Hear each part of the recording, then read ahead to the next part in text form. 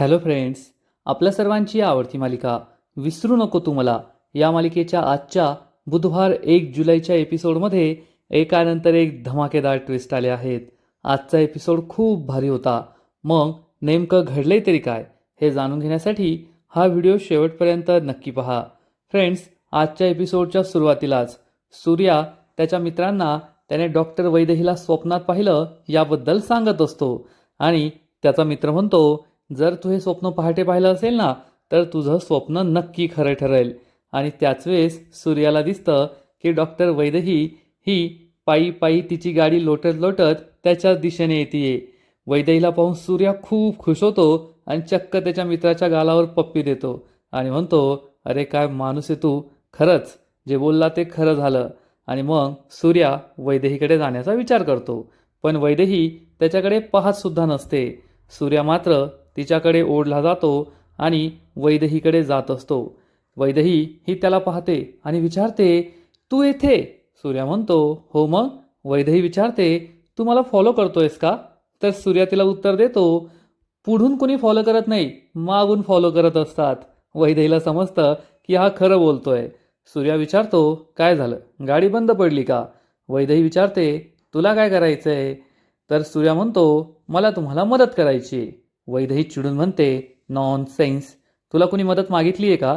सूर्या म्हणतो, non sense, पण मला मदत करायची आहे ना. वैदेही चिडून म्हणते, आधी हे बोलणं बंद कर. मग सूर्या वैदेहीला बाजूला जायला सांगतो आणि गाडी चेक करत असतो. आणि सूर्या हा गाडी चेक करतो आणि सांगतो की गाडीमध्ये जो तुमचा पेट्रोल टँक आहे त्यात थोडा एअर गेला आहे. प्रेमाची फुंकर मारली ना की गाडी लगेच सुरू होईल. वैदेही त्याला डोळे दाखवते, रागारागाने पाहते. सूर्या म्हणतो, ठीक आहे, साधी फुंकरच मारतो. आणि मग वैदेही म्हणते, दिवसभर टवाळक्या करण्याशिवाय तू मॅकॅनिक सुद्धा आहे असं दिसतंय. तर सूर्याचा मित्र सांगतो, 500 बुटी आहेत त्यांच्या, मॅकॅनिक नाही, मालक येते मालक. आणि मग सूर्या या पेट्रोल टँकमध्ये प्रेमाची फुंकर मारतो आणि वैदेहीला म्हणतो, चला गाडी सुरू करून पहा. वैदेही ही गाडी सुरू करते आणि एका किकमध्ये, एका स्टार्टमध्ये ही गाडी स्टार्ट होते. सूर्या खुश होऊन म्हणतो, मॅडम, पण तोपर्यंत वैदेही ही अतिप्रचंड वेगाने तेथून आपली गाडी घेऊन निघून जाते. सूर्या म्हणतो, काय मॅडम, एक थँक्यू सुद्धा नाही बोलला. खरंच कलयुग आलंय. देवी आई, या जगाचा अंत जवळ आलाय बरं का. आणि तेवढ्यात सूर्याच्या मित्राला एका माणसाचा कॉल येतो.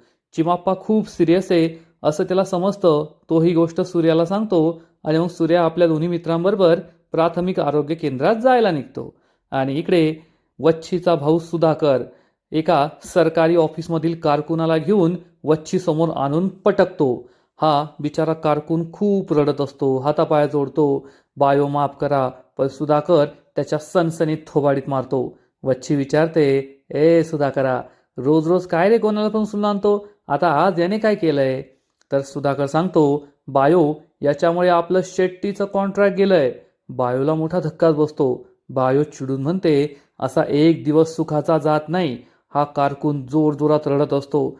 सुधाकर सांगतो, हा त्या सरकारी ऑफिसमधला कारकून आहे आणि त्याने आपल्याला हे कॉन्ट्रॅक्ट दिला नाही.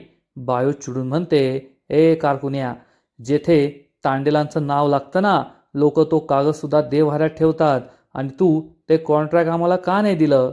तर हा कारकून रडत असतो, हात जोडून माफी मागत असतो, बायो माफ करा, बायो माफ करा. सुधाकर सांगतो, अगं हे तर काहीच नाहीये. कॉन्ट्रॅक्ट कुणाला मिळालंय माहितीये का तुला? कॉन्ट्रॅक्ट मिळालंय त्या देसाईच्या कंपनीला. हे ऐकून वच्छीला जबर धक्काच बसतो आणि वच्छी चक्क या कारकुनाच्या हातावरच उभी राहते आणि त्याचा पाय असा कुस्करते. त्यामुळे या कारकुनाला खूप त्रास होत असतो. तो गयावया करत असतो, बायो सोडून द्या, बायो सोडून द्या. परंतु बायो काही ऐकत नाही आणि म्हणते, आता सोडून नाही, तू खूप मोठी चूक केली आहे. तांडेलांचं कॉन्ट्रॅक्ट घेऊन त्या देसायांका दिला ना, आता पहा मी तुझी काय अवस्था करते ते. हा बिचारा कारकून ढसाढसा रडत असतो. दुसरीकडे पारगावच्या प्राथमिक आरोग्य केंद्राबाहेर नर्स वाट पाहत असते. तेवढ्या त्या आरोग्य केंद्राची सिनियर डॉक्टर तेथे पोहोचते आणि नर्सला विचारते, काय गं, एवढे कॉल कोणी करतं का? तर नर्स सांगते, ते बेड नंबर 3वालं पेशंट खूप सिरियस आहे, त्यामुळे तुम्हाला लवकर बोलून घेतलं. डॉक्टर ही धावत पळत आतमध्ये येते आणि या पेशंटला चेक करते, पण तोपर्यंत हा पेशंट स्टेबल झालेला असतो, नॉर्मल असतो. आणि मग ही डॉक्टर चिडून विचारते, काय गं, ही तर स्टेबल आहे आणि तू असं का सांगितलं?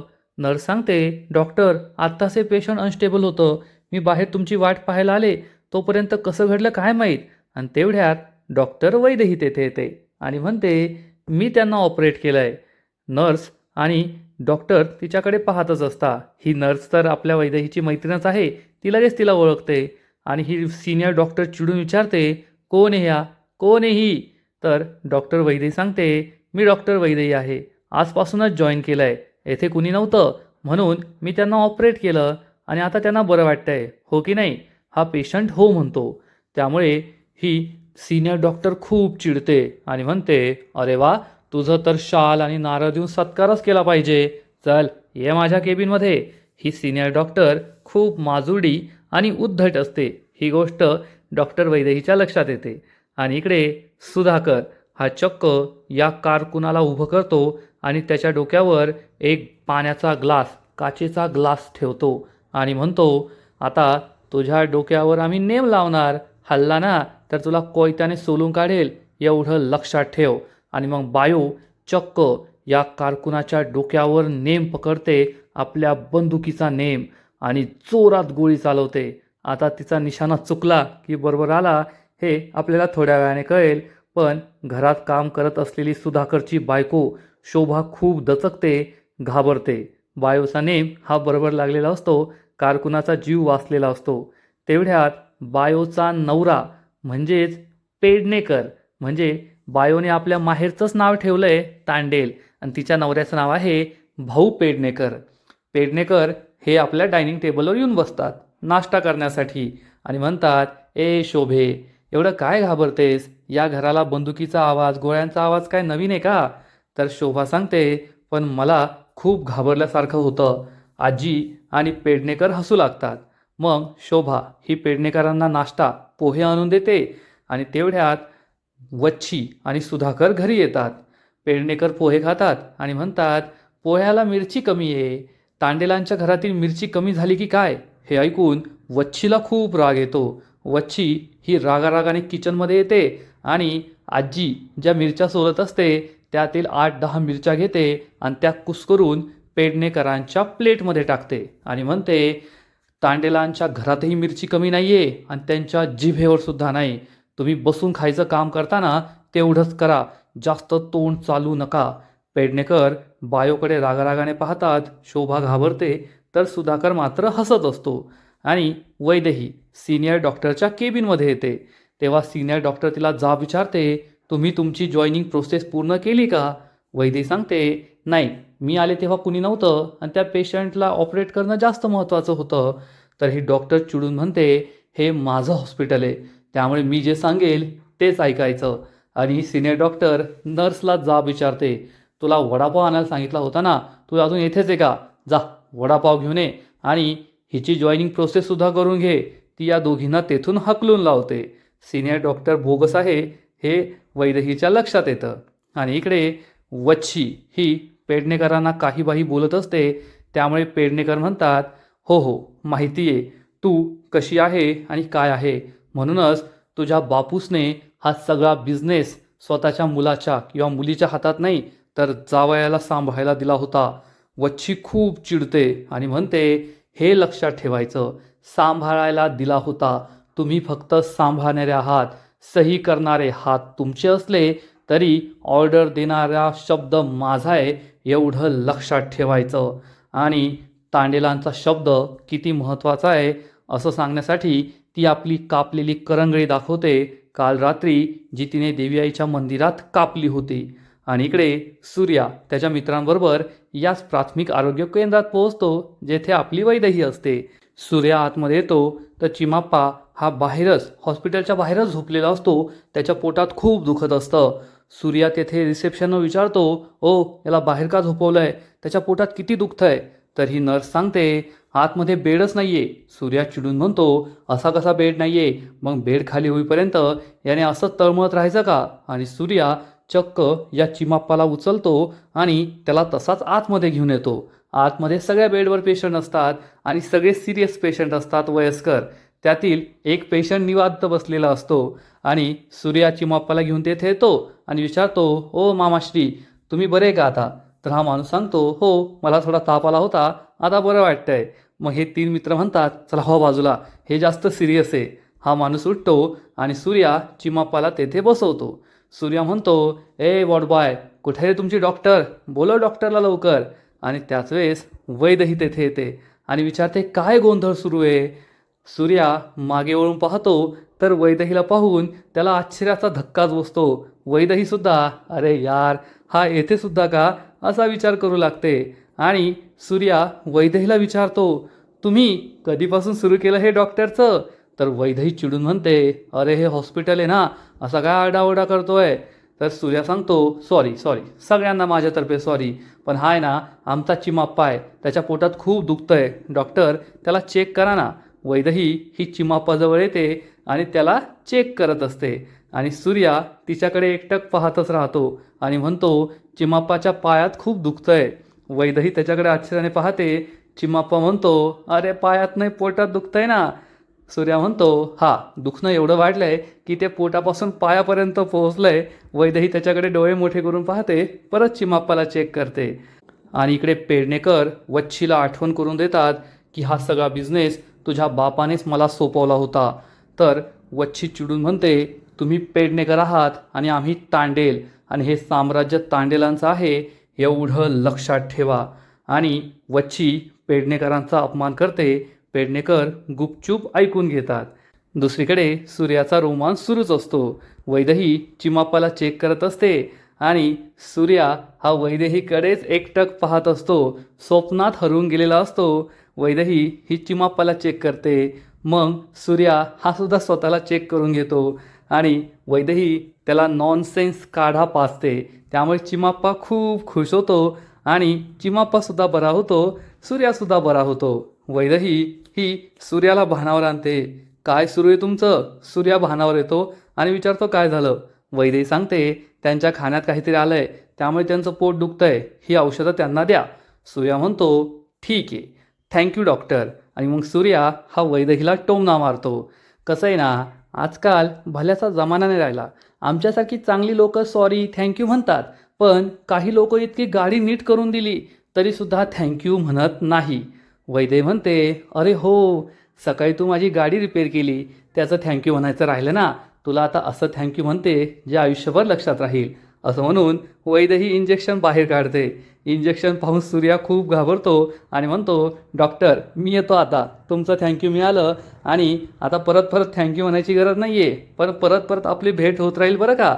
असं म्हणून सूर्या मित्रांबरोबर निघून जातो आणि वैदेही पुन्हा एकदा त्याला म्हणते, नॉनसेन्स. आणि इकडे पेडणेकर हे तांडेलगडावर फोनवर कोणाशी तरी बोलत असतात आणि वच्छी ही काहीतरी काम करत असते. पेडणेकर तिला सांगतात, आपले एक स्नेही आले आहेत, आपले बिझनेस पार्टनर आहेत आणि त्यांना तुला भेटायचं आहे. वच्छी चिडून म्हणते, तांडेलगड म्हणजे काय त्यांना धर्मशाळा वाटली काय? कधी यावं आणि या वच्छीला भेटावं? सांगा, मी नाही भेटू शकत, माझी वेळ घेऊन या. तेव्हा पेडणेकर वच्छीला आठवण करू देतात की तुझ्या बापूसनेच हा नियम घालून दिला होता की घरात आलेल्या पाहुण्यांचा अपमान तांडेल कधीच करत नाही, आणि तुला तुझ्या बापूचं ऐकायचं नसेल तर ठीक आहे, मी त्यांना जाऊन सांगतो की आत्ता वच्छी नाही भेटणार. पेडणेकर जाऊ लागतात तर वच्छी म्हणते, ठीक आहे, बोलून घ्या त्यांना. पेडणेकर खुश होतात, पण वच्छीला मात्र त्यांचा खूप राग आलेला असतो. आणि मग पेडणेकर या पाहुण्यांना घरात भेटायला बोलवतात. हे दोघे आईबाप असतात ज्यांना आपल्या मुलीचं लग्न सूर्याशी करून द्यायचं असतं आणि ते आपल्या मुलीचा बायोडेटा, तिची फाईल सगळी वच्छीकडे देतात. तर वच्छी म्हणते, तुमच्या मुलीला काही नोकरी वगैरे लागत असेल ना तर ते पेडणेकरांना सांगा, सगळं तेच पाहतात. तर मुलीची आई म्हणते, नाही हो बायो, आम्ही दुसऱ्या कामासाठी आलो आहोत, तुमचा काहीतरी गैरसमज होतोय. आम्ही ना आमच्या छेडूच्या लग्नासाठी आलो आहोत, तुमच्या मुलाबरोबर आमच्या मुलीच्या लग्नाचं स्थळ घेऊन. आमची मुलगी इंजिनियर आहे, 12 लाखाचं पॅकेज आहे तिला, आणि मला असं वाटतं की आपल्या घराचा संबंध जोडला गेला पाहिजे. हे ऐकून वच्छी चिडून म्हणते, तुमच्या 12 लाखाचं काय मला लोणचं घालायचं आहे? तर हा मुलीचा बाप म्हणतो, बायो तसं नाही, आपले व्यावसायिक संबंध तर आहेत, पण आता कौटुंबिक संबंध असले तर आणखीन चांगलं होईल, म्हणून आम्ही हे स्थळ घेऊन आलो आहे. बायोला खूप राग येतो आणि इकडे सूर्या त्याच्या मित्रांबरोबर या प्राथमिक आरोग्य केंद्राच्या बाहेर बसलेला असतो. सूर्याचा मित्र त्याला सांगतो, अरे तू कोण आहे, ती कोण आहे, हे तरी लक्षात ठेव. तू रानडुक्कर आहे आणि ती आहे कोकिळा. तू आहेस वाडा कोलम तांदूळ आणि ती आहे बासमती तांदूळ. काही बराबरीच नाही आहे. ती डॉक्टर आणि तू कोण? तुझं आणि तिचं काय होऊ शकत नाही. तर सूर्याचा दुसरा मित्र म्हणतो, ए सूर्या, तू तुझे प्रयत्न सुरू ठेव, याचं काय ऐकू नको. हा एक नंबरचा जळ कुकडा आहे. तर सूर्या म्हणतो, मी माझे प्रयत्न सुरूच ठेवणार. पण सूर्याच्या मित्राला हे काही पटत नाही आणि इकडे बायो या मुलीच्या आईवडिलांचा खूप अपमान करायचं ठरवते. सगळ्यात आधी तर ती शोभाला इशारा करते, स्वतःचे पाय दाबायला लावते. शोभा तिचे पाय दाबत असते. पेडणेकरांना आणि शोभाला हे बिलकुल आवडत नाही. मग बायो या मुलीच्या आईवडिलांना विचारते, तुमची मुलगी इंजिनियर आहे, 12 लाखाचं पॅकेज आहे, ती हे काम करेल का, माझे पाय दाबेल का? नाही ना, मला अशी सून हवी आहे जी नवऱ्याच्या मिठीत आणि माझ्या मुठीत असेल. आणि तुम्ही मला 12 लाखाचं कौतुक सांगताय? अहो, माझा सूर्या एका वेळेस 12 लाखाचं पेट्रोल भरतो आणि तुम्ही काय ते मला 12 लाखाचं कौतुक सांगताय? या मुलीचे आईवडील खूप घाबरतात आणि इकडे सूर्या आपल्या मित्राला चॅलेंज देतो की एका आठवड्याच्या आत मी डॉक्टर वैदेहीला डिनर डेटवर घेऊन जाईल. लावतो का 1000ची? हा मित्र 1000ची पैज लावण्यास तयार होतो. सूर्या म्हणतो, आणि मी लग्न करेल ते सुद्धा डॉक्टर वैदेहीशीच. माझं तिच्यावर खूप प्रेम आहे आणि मी तिच्याशीच लग्न करणार, असा ठाम निश्चयसुद्धा सूर्या करतो. आणि इकडे वच्छी मुलीच्या आईवडिलांचा खूप अपमान करते आणि म्हणते, तुमच्या मुलीच्या या डिग्र्या माझ्या काही कामाच्या नाही आहे. मुलगी शिकली तेवढी डोक्यावर बसली, त्यामुळे मला माझ्या मुठीत राहणारी आणि नवऱ्याच्या मिठीत राहणारी सून पाहिजे. आणि चला निघा इथून. मुलीचे आईवडील घाबरून तेथून पळून जातात. बायोचा हा माज खूप डेंजर असतो. बायोचा भाऊ सुधाकर मात्र खुश असतो. आणि इकडे आपला हिरो सूर्या चक्क समुद्र किनाऱ्यावर आलेला असतो आणि तेथे ते जोरात ओरडतो, I love you doctor Vaidehi. आणि तेवढ्यात वैदेही तेथे येते आणि त्याला विचारते, खरंच माझ्यावर एवढं प्रेम करतोस का? डॉक्टर वैदेहीला पाहून सूर्याला आश्चर्याचा धक्काच बसतो. सूर्या तिच्याकडे एकटक पाहतच राहतो. तिला जवळ घेतो आणि म्हणतो, हो, माझं तुझ्यावर खूप प्रेम आहे. आणि डॉक्टर वैदेही, तुम्ही मला वेड लावलंय, वेड. डॉक्टर वैदेही त्याच्याकडे प्रेमाने पाहतच राहते. सूर्या तिला सांगतो, मला माझं संपूर्ण आयुष्य तुमच्याबरोबर घालवायचं आहे आणि तुमच्यासाठी मी काही पण करू शकतो. सूर्या आपल्या गुडघ्यावर बसतो आणि वैदेहीला सांगतो की माझं तुमच्यावर खूप प्रेम आहे, तुमचं उत्तर काय? आणि वैदेही त्याच्याकडे पाहून स्माईल करतच असते. वैदेहीकडे पाहून सूर्या मात्र अपेक्षा करत असतो की वैदेही ती सुद्धा त्याच्या प्रेमाला होकार देईल, आय लव्ह यू म्हणेल. आणि आजचा एपिसोड येथेच संपतो. फ्रेंड्स, विसरू नको तू मला या मालिकेचा आजचा एपिसोड खरंच खूप भारी होता, इंटरेस्टिंग होता. सूर्या आणि वैदेही यांची प्रेम कहाणी, त्यांची केमिस्ट्री खरंच खूप भारी आहे.